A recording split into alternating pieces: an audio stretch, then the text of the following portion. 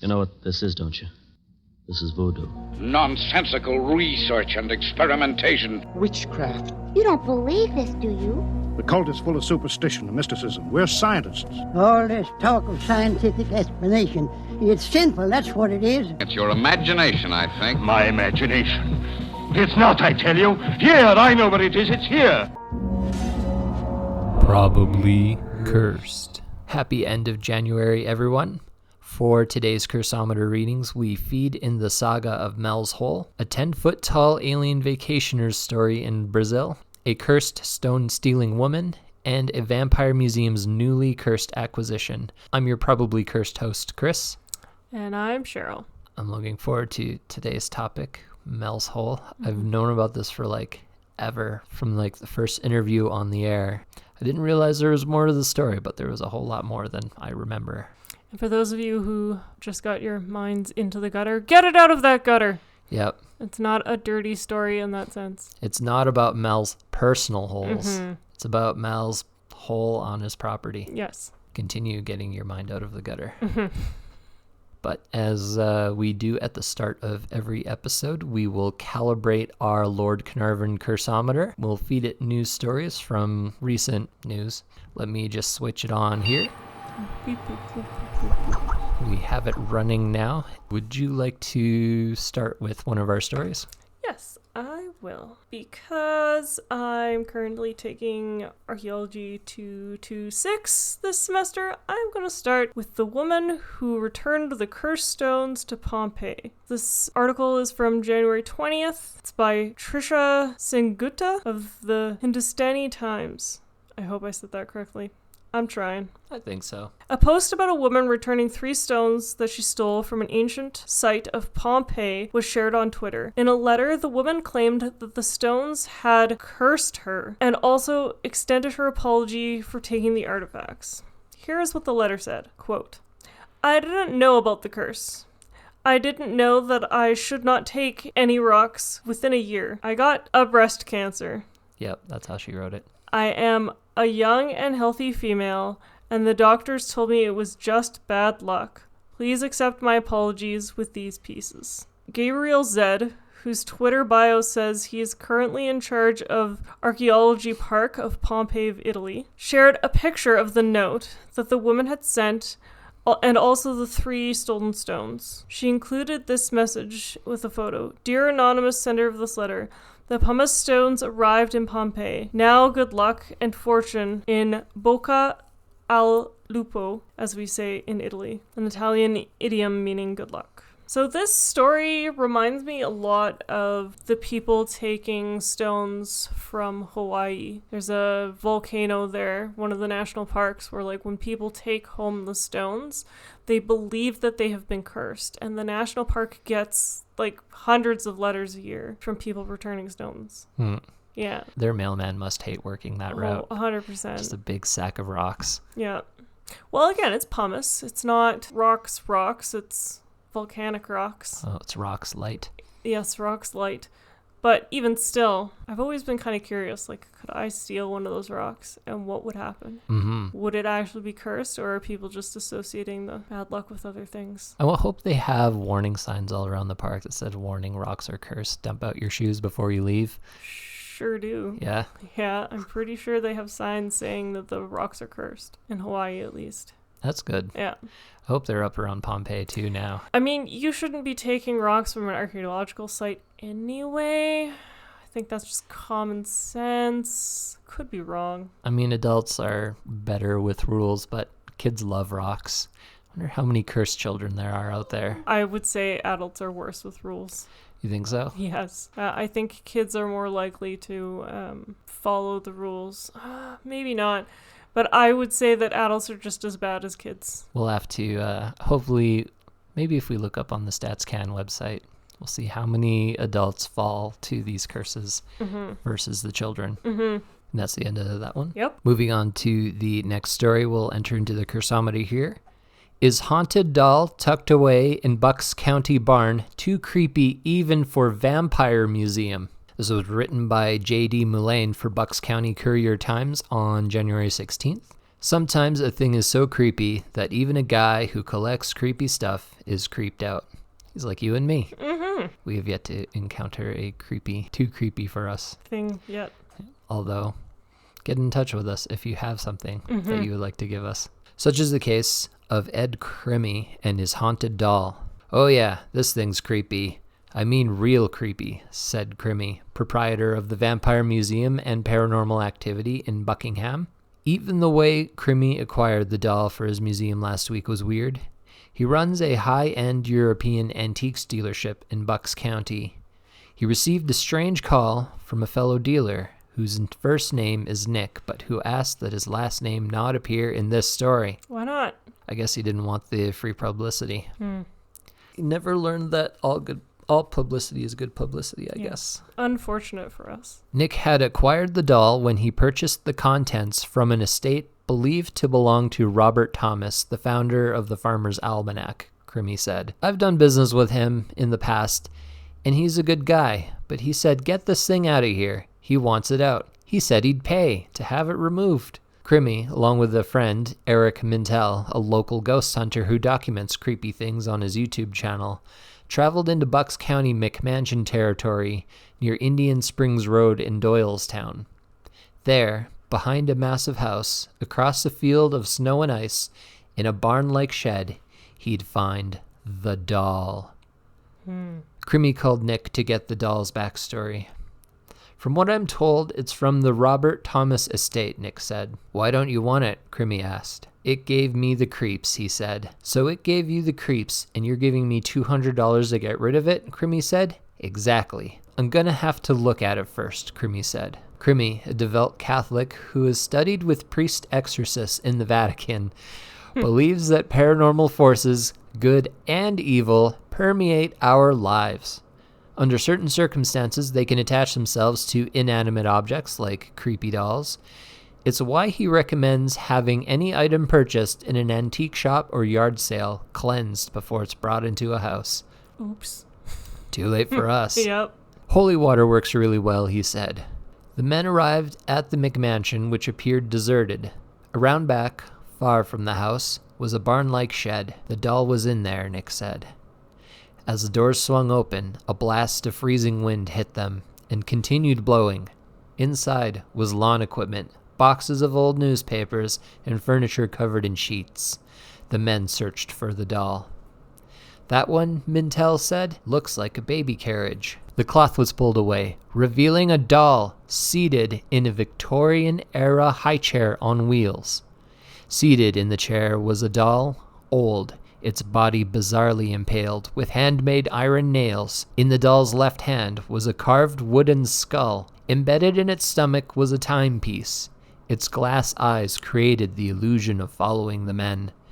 On the high chair tray was a small volume on occult spirituality and a page from the 1838 Farmer's Almanac. This seems like something that the kid Sid from Toy Story would do. Pale it with nails, put a timepiece in it. Sounds about right. And then the doll came alive. Just like in Toy Story. Murdered the guy. Yeah. And now his estate is being cleansed out. I wonder if he was like trying to make his business more successful with this creepy doll. Maybe. This little ritual. Crimmy looked troubled. I don't like it, he said. He called Nick. This is the creepiest thing I've ever seen, he said. Look, I have the museum, but I don't like the feeling of it. Tell me the story of it. Nick wasn't clear on the doll's provenance. Not unusual in the antiques trade. Crimmy told him he'd research the thing before adding it to the Vampire Museum. Otherwise, it will stay in remote and undisclosed storage. Please get it out of there, Nick pleaded. It's symbolizing death, Crimmy said. The person who created the doll definitely had a purpose. I don't know what the purpose is. Mintel noticed sawdust all over the chair. He speculated it was a talisman to keep the doll in check. Sawdust was a talisman? Yeah, I didn't understand that point either. I've never heard of using sawdust to bind an evil to a doll and keep it from leaking out. Maybe you take a crucifix and you run it over a cheese grater to make the sawdust. Oh, yeah. I like the way you think. That'd be like a good, pepper spray for vampires. Yeah. Just blow ground up crucifixes in their eyes. Yeah, I think that's a good idea. TM. We're going to keep an eye out on the probably cursed Etsy shop for little baggies of sawdust. I bet we could find some wooden crucifixes and 100%. put together a grinder of some sort. So yeah, he speculated the sawdust was a talisman to keep the doll in check. Maybe, Crimmy said. He told his employee, Robbie Ronke, to place the thing in the museum's delivery truck. Robbie, whatever you do, keep that sawdust on there, Crimmy said.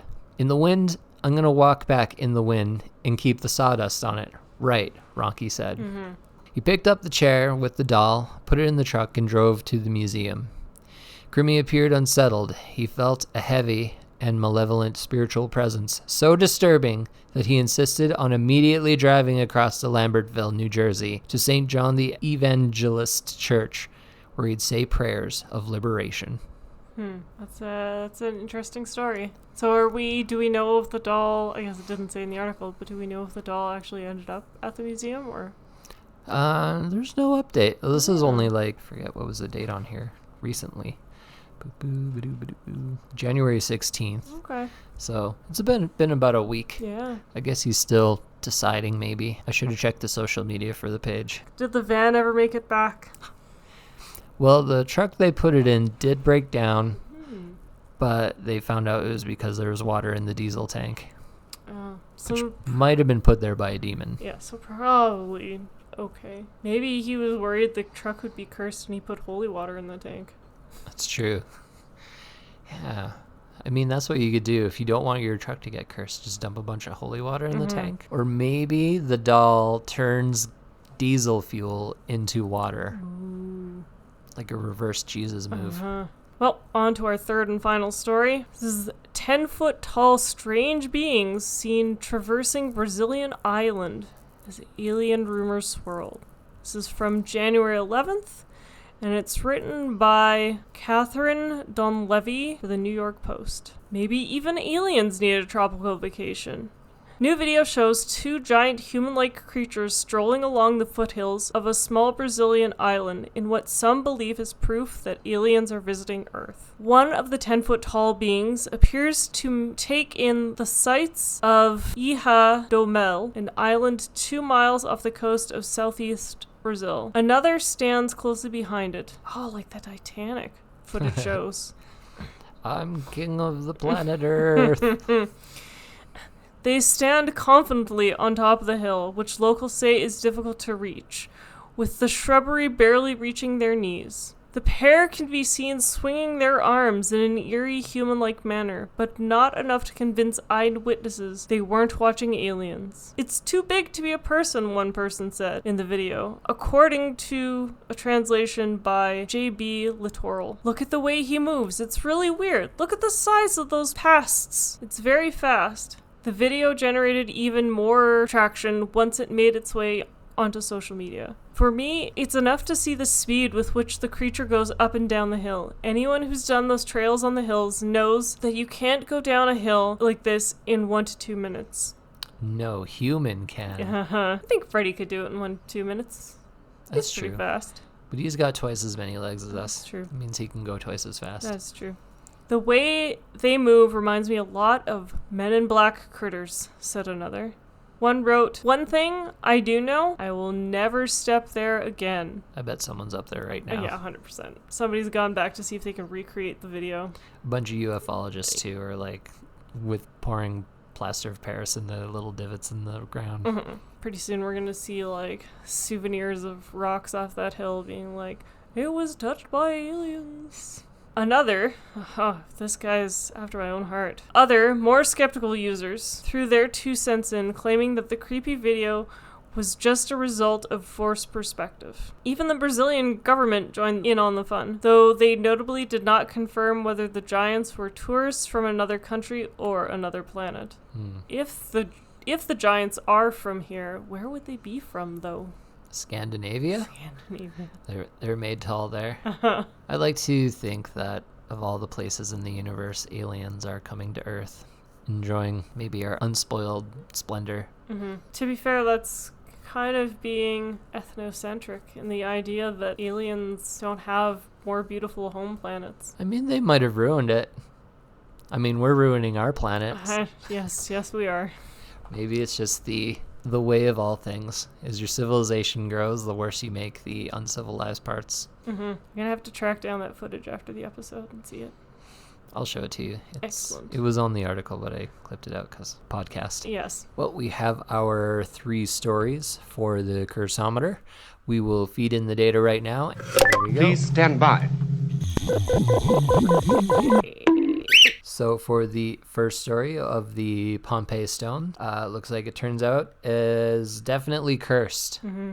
Don't take stones from historical sites. Even if you don't believe in curses, it's just a bad idea in general. Don't take artifacts from archaeological sites. You may get the curse of breast cancer, or you may get the curse of officials arresting you. Yes, correct. For our second story of the cursed doll in the Vampire Museum, the results here say probably cursed. And for the last story of the 10-foot tall aliens in the island in Brazil, the results say probably benign. They're just harmless. They're out on vacation. Mm-hmm. There's nothing they're doing. Just walking around, enjoying the sea breeze. Yeah. Hopefully not littering space litter. Eating some nice Brazilian food. Mm-hmm. Well, we have our cursometer fully calibrated now. Before we dive into our main topic, we're going to switch gears here and take you over to the probably cursed museum and gift shop. I got a special item for you today. This item we picked up at a local antique mall. Shout out to the Edmonton Antique Mall. It is a prayer book. It's a purple velvet prayer book with what looks like an ivory cross on the top of it. The book itself is called Key of Heaven, and the copyright inside the book is 1892. It's an oldie.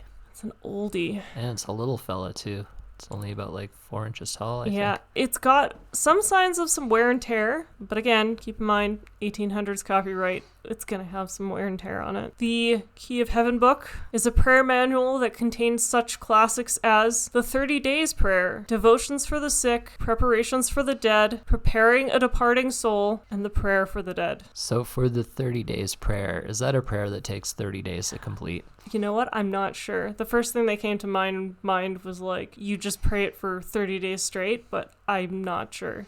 Once per day. So not constantly. No. I would like to note, I was trying to see, because the book is so old and the pages are delicate, I didn't want to handle the book that much. So I went online to try see if I could figure out what prayers were in the book, because I had looked briefly, but I didn't want to handle it too much. If you go look up this book online, the prayers that are contained in that book, if you find it on archive.org where I found it, they are not the same, which led me to believe that I actually think that based on the prayers that are in this book probably belonged to a priest. Preparations for the dead and rituals for the sick and all that sort of thing are typically performed by someone who is clergy. This book has probably been around many on their sick bed or deathbed. Yes, just keep that in mind. The only one of the pets, after we did our pet testing, that seemed to react to the book was the bird. I believe on a level of cursedness, it's definitely cursed for birds. Keep in mind, we make no promises that any of our stuff is actually cursed. We encourage you to buy it and tell us your cursed experience. Yes. Or uncursed. Yes. So that's my disclaimer. We don't promise that any of the stuff we buy is cursed. It's probably cursed. Probably cursed. Nothing strange has happened in our house since it came in, other than it was one of the first things that we bought. So it hasn't really stopped any of the weird stuff happening, like the marionettes or shadow people from the basement or the weird orb in the house. If you're interested in buying things from our Etsy shop, you can check us out at the Probably Cursed Etsy shop to buy this item. Any of the items that you buy will help support our podcast and allow us to buy more cursed and haunted items. Mm-hmm. And hopefully one day open our own haunted museum, like the Vampire Museum. That's correct, where you can send us all your creepy and wonderful things. Actually, you can already start sending us all your creepy and wonderful things. Yeah, if you have something horrible that, let's say your grandma left you horrible, creepy dolls and you're trying to get rid of them, like what happened to my sister Giselle. Uh-huh. You can drop us a line and we'll help you out with that. Yeah, we'll find someone to come pick it up from you or whatever you need to get it out of your house and into ours. And like Cheryl was saying, if you are interested in owning one of our artifacts from our Probably Cursed store, head on over on the interwebs to probablycursed.etsy.com. And now we move on to today's topic of Mel's Hole. Or more accurately, Mel's holes. More than one later on. Get your mind out of the gutter, people. It's not that kind of hole. This is not about a mysterious OnlyFans account where paranormal things happen with someone's private areas. Yes. That is not... We're not that type of podcast. If you are that type of podcast, we'd like to hear about you because I can't imagine what that would be like. We'll start off with Mel's Hole, which is... in very short form, a bottomless hole, reportedly somewhere in the state of Washington in the U.S. And the story of Mel's Hole comes entirely from a series of radio interviews that were on Coast to Coast AM. Coast to Coast was, and still is, it's still running, a late-night call-in radio show that talked about things like the supernatural, the paranormal, or just things of interest the host found fascinating. The show originally was about politics, but he had gotten sick about politics and decided to talk about UFOs and ghost hunting and all sorts of mysterious things. So now, for our listeners, young Chris was a fan of this show. Are you still listening to it? No. They had a new host take over, and he was okay at the start. But if you listen to it now, it's kind of... he's not a good interviewer. Fair. Repeats a lot of his questions. He doesn't seem to listen to the responses. Ah, okay. Yeah. And he used to be much better, so... I don't know. Maybe the fortune got to him. If you watch some of the paranormal shows I've noticed you watching on Discovery Plus, he's brought in as a commentator on some of them. Oh, okay. He's that guy with like the mustache and the eyes with the bags under them. Okay, yeah. George Norrie. Yep, fair. But when I was listening to it, it was run by a host named Art Bell, and he was like a fantastic interviewer. Like, if you had the wildest, craziest story, or you were an awful storyteller, he could interview in a way that still made it like worth listening to. And he's not one of those hosts, at least from what I can gather, that like drank the Kool-Aid and started going down those rabbit holes with the crazy people on the show. That's right. Yeah. And in fact, he refused ever to really say if he believed whether or not what his guests were saying on the show. His more focus was on just the storytelling, the whole idea of theater of the mind, that you're listening to his talk show, and I think it started around like 10 or 11 p.m. and it goes around 2 a.m. So he's like, it's perfect, it's dark out, let's talk about like creepy things or weird things or fascinating things. So yeah, he was following his bliss with his interviewees since then. He'd interview all sorts of people, legitimate scientists, ancient alien researchers, ghost hunters, and oftentimes people with just plain weird stories like Mel Waters. So the story of Mel's Hole. And originally I meant to only tell the story of Mel's Hole, but the more I researched, the more I realized that there was so much more going on than just the original story I had heard. There's the story of how the hole affected Mel's life afterwards, and then also the possibility of other mysterious bottomless holes in the world. The whole Mel's Hole story is really a saga in 3 parts, and chapter 1 that we'll cover today is just about a weird and mysterious hole in Washington. Chapter 2 we'll do in the next episode, and that's where things get weirder and bizarrer. And chapter 3, things are going to turn entirely bonkers.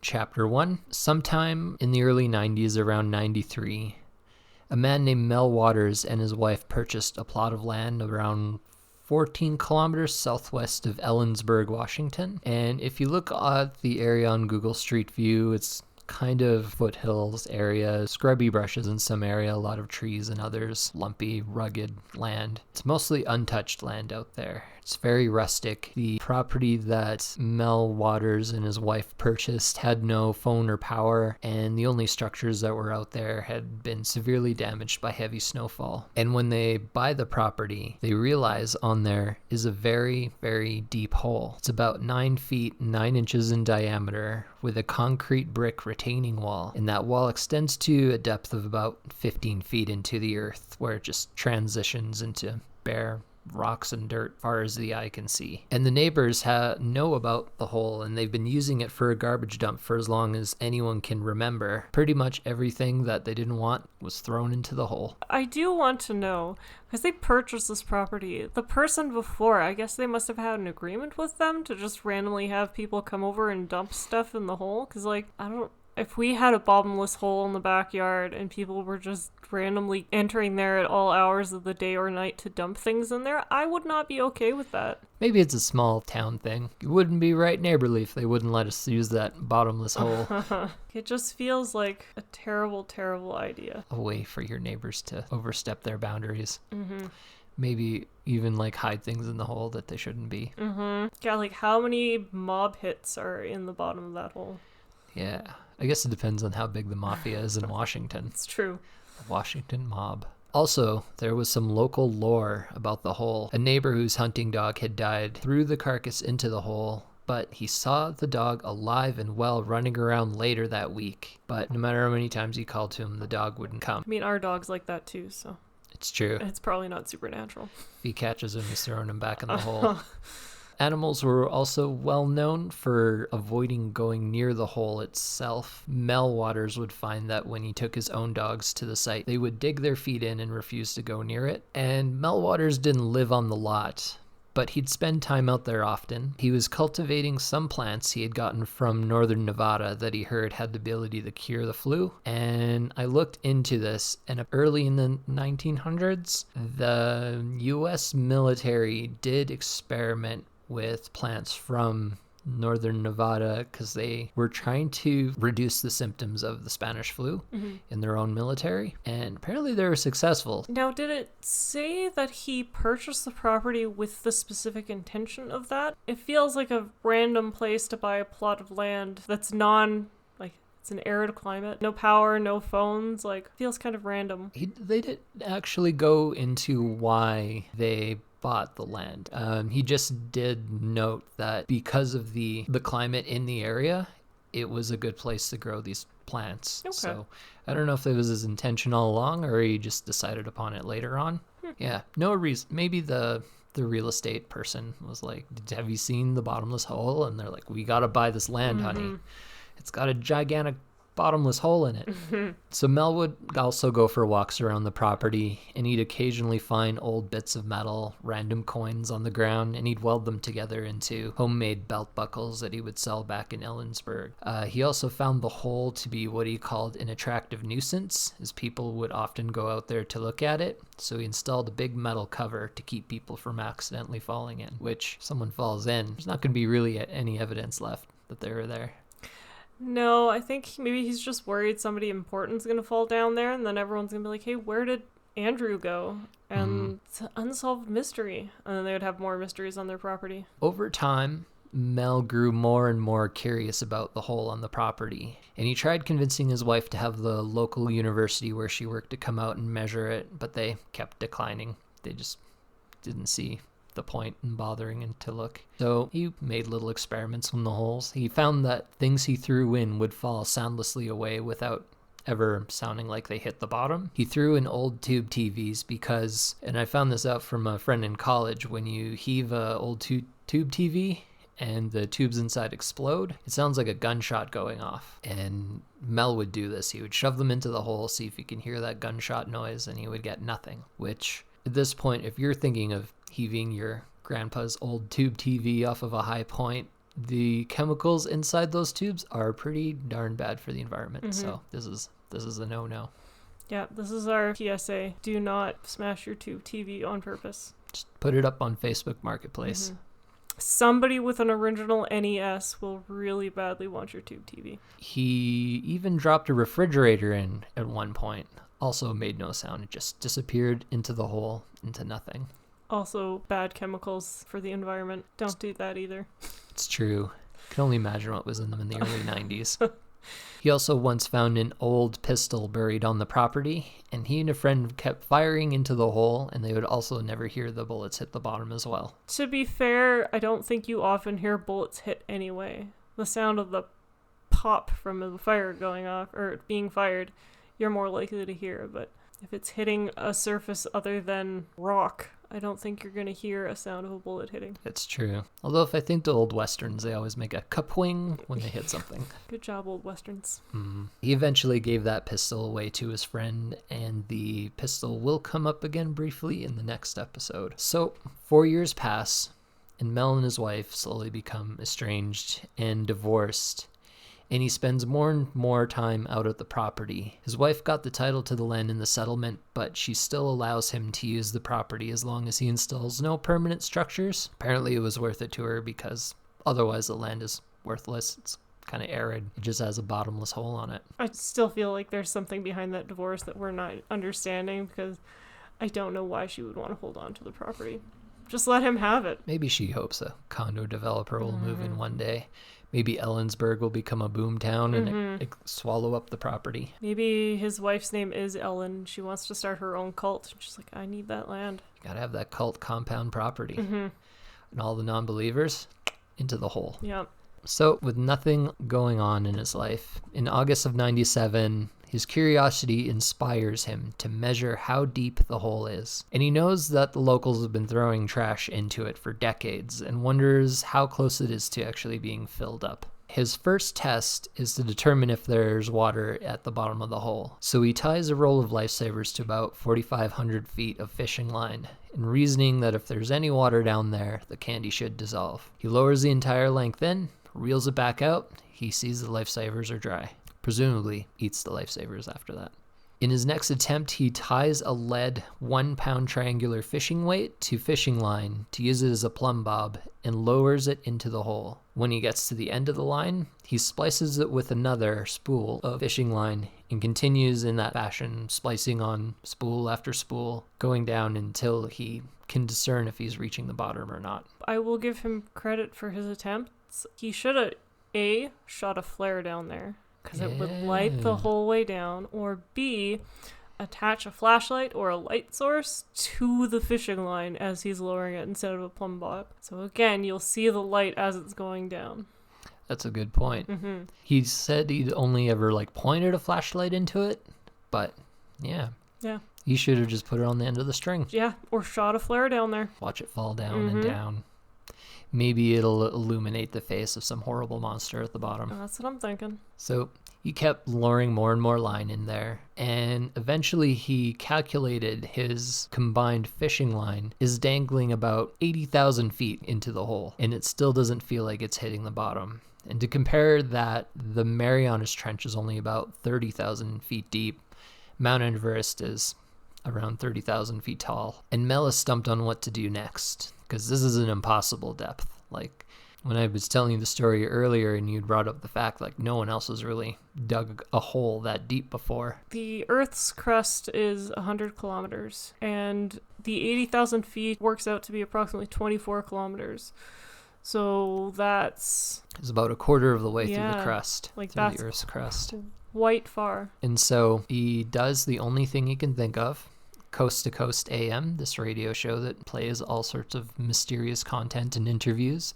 He figures they're going to know what to do with the mysterious bottomless hole, so he sends them a fax. Here's the fax that he had sent to the radio show and the show's host, Art Bell. Dear Art, I'm writing to you to see if I could get some help from you or your vast listening audience. I live in rural eastern Washington near the Monastash Ridge. On our property, there's a hole. Like the previous owners and the owners before them, we've been throwing our trash into the hole. Apparently the hole has been there for as long as anyone can remember. At first, I thought it was an ancient well. Anyway, the hole is 9 feet 9 inches in diameter. There's a stone retaining wall around it, and we put a steel door on top to keep anyone from falling into it. As I said earlier, people have been throwing their trash into the well for a decade. Furniture, household trash, dead cows, building debris, you name it. The first thing is, I noticed the hole never filled up, so I got curious, actually obsessed. Began trying to measure the depth of the hole. I emptied 3 fishing reels of about 1,500 yards of monofilament trying to determine the depth. Soon I was buying fishing line in bulk. So far, I've sunk about 80,000 feet of line into the hole without reaching bottom. My wife works at a local university with a geology department. We hope to get some professional scholarly help in determining the depth of the hole. As far as I can tell, there's nothing else particularly strange about it except for 2 other things. Dogs refuse to get within 100 feet of the hole. Birds won't sit on the retaining wall or metal door. Another strange thing is, there's no echo when you yell into the hole. Indeed, I've never heard anything hit bottom when tossed in. We once tossed in an old refrigerator and we never heard it hit bottom. No splash, crash, or crunch. I hope your listeners can help with possible explanations. I'm wondering if this, based on my measurements thus far, might be the deepest hole on Earth. Signed, Mel Waters. And Art Bell receives this fax, and he reads it onto the air to his listening audience, and they're immediately captivated. People are calling in with their opinions and advice, and Art decides that he needs to get Mel on the air for an interview. And he does. On Friday, February 21st, 1997, Mel is interviewed on air to millions of listeners, and he recounts his history with the property, his experiences with the hole and his experiments, and callers call into the show to give advice on how to measure it better, how his experiment might be flawed, and some people are even volunteering to be lowered into the hole just to explore it.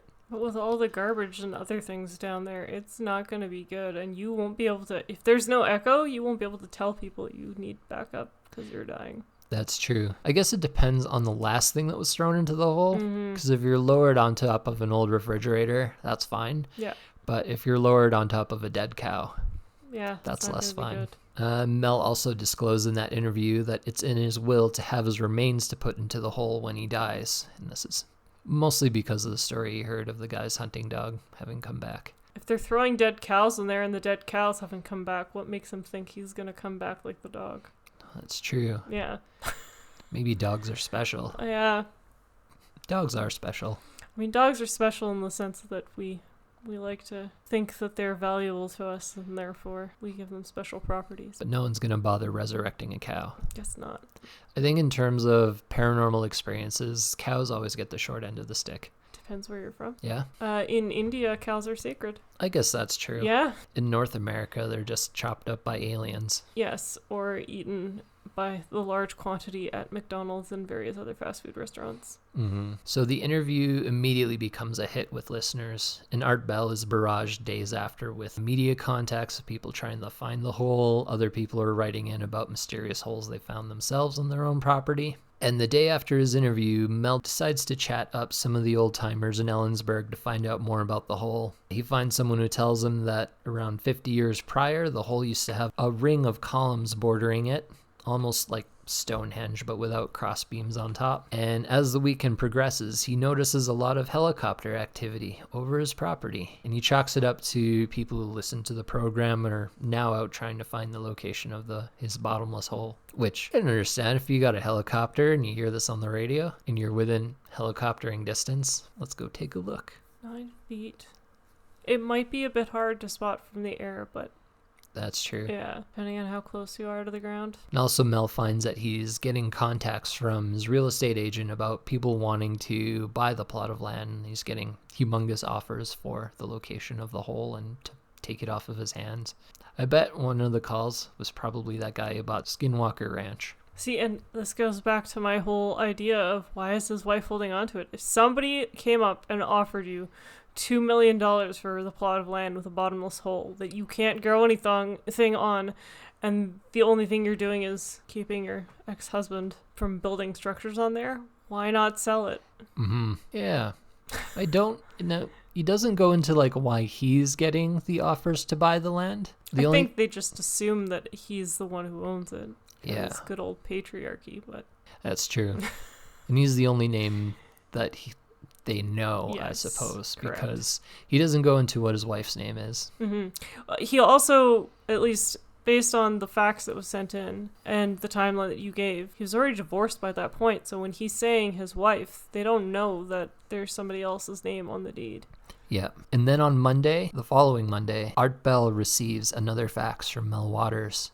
Art, you're receiving this fax simultaneously with a fax I attempted to send you earlier today. Much has developed since the first fax. I'll try to explain as rationally as possible what has transpired since my earlier fax. Around 1 p.m., I drove to Yakima to shop at the Costco there. On my way back, I decided to stop at the property. When I got there, my access road was blocked by military personnel that were armed. I noticed that several pieces of yellow gear had entered and exited my property based on the direction of their tread. I asked one of the guards, "What's going on?" He said there was a plane crash on the property. I said, "Well, that's strange. There's no smoke. I don't see any in the distance." He asked who I was, and I let him know I owned the property. I then asked to talk to the officer in charge. A non-uniformed man came up to my Suburban and let me know that I won't have access to my property until the crash has been completely investigated. I mentioned the yellow gear and the lack of smoke and that they were on my property. I was told by this man that it's not necessarily my property and that it would be very easy to find a drug lab on my property. Well, I got the drift. I asked if I could leave. He said sure. Don't come back until we contact you. I asked if he wanted a way to contact me, and he said they know how to contact me. I said, "I suppose you don't want me to talk to anybody about this." And he said nobody would believe it anyway. That's a bit for now. Oh, and I talked to one of my neighbors earlier today, and he told me something very interesting. He said that some time ago, he was driving up to the hole at night and thought he saw the most bizarre thing. He said he saw a beam of solid black coming out of the then uncovered hole. I said, "What do you mean?" He said he saw something blacker than black coming out of the hole like a searchlight, reaching into the sky as far as he could see.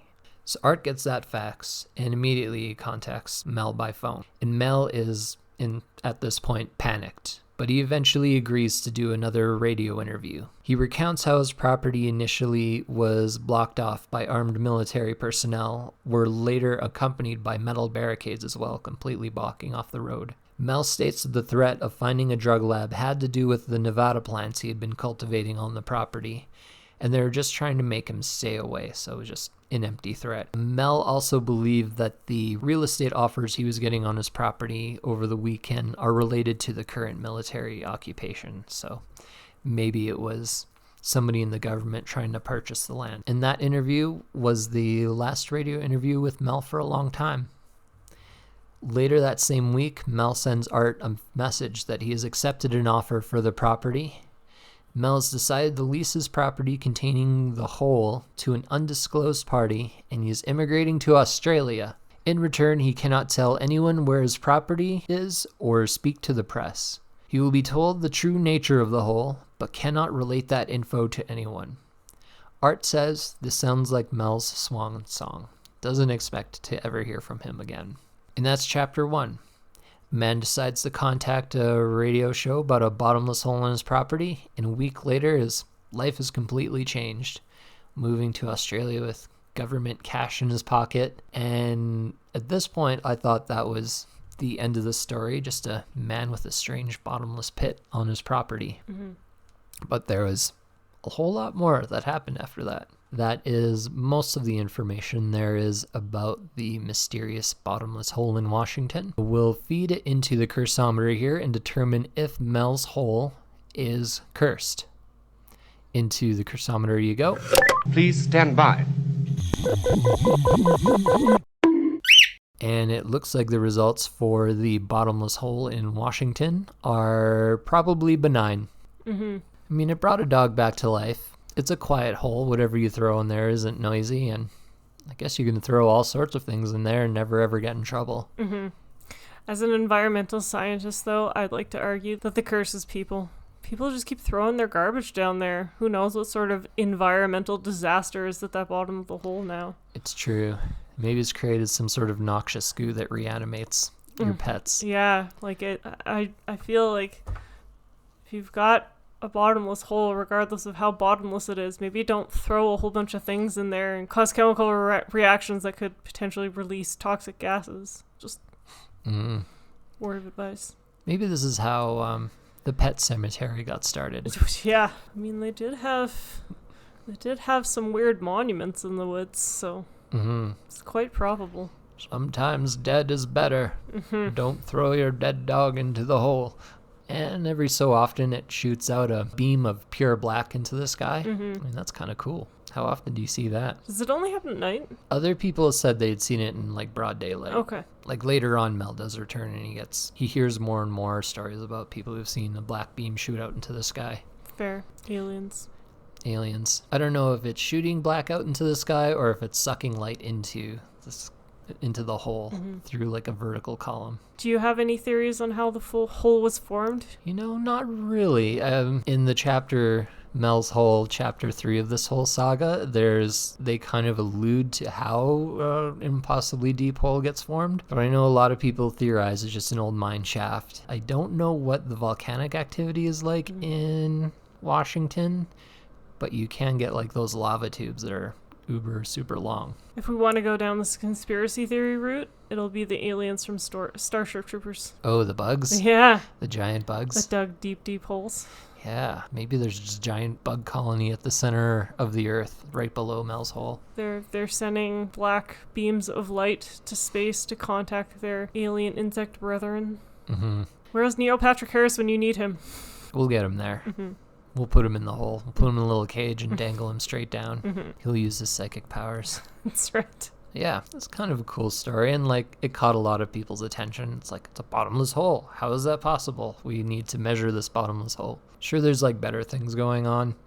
Like at the time that the episodes had aired, like the O.J. Simpson trial was all over the news. Hale-Bopp, the comet, was starting to appear into the sky, so that was making a lot of people go crazy. Like just a month after this broadcast was when the Heaven's Gate mass suicide happened.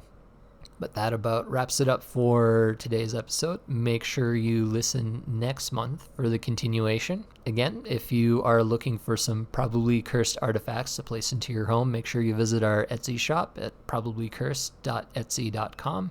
We'll have new items there every month. As we also spoke before, if you have your own probably cursed items you're trying to get rid of, make sure you email us at probablycursedpodcast@gmail.com. We will gladly work with you to take it off your hands. And that wraps it up for today's episode. And this is your host, Chris, signing off. This is Cheryl signing off.